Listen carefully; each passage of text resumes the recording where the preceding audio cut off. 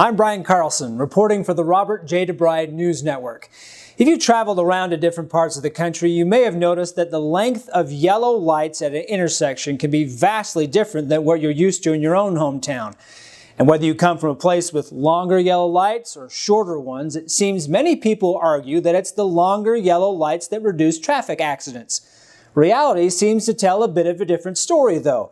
An increased length in yellow light time usually yields nothing more than a temporary decrease in red light citations. The problem that's come about in the past with longer yellow lights is that drivers quickly adapt and learn they have more time to get through an intersection when they see a yellow light. And when drivers attempt to do this by hitting the accelerator in order to gun it through, the likelihood of an accident sees a sharp increase.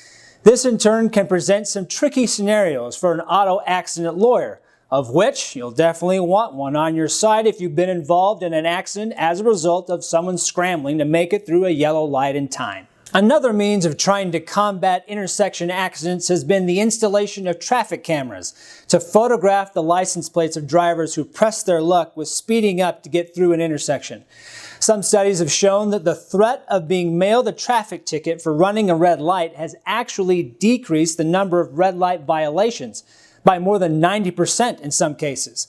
That photographic evidence can also be a valued resource for your accident attorney, which hopefully would further discourage people from trying to speed through an intersection.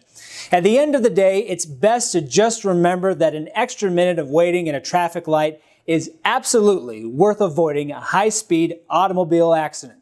That's all we have for you today. Thanks for joining us on the Robert J. DeBride News Network.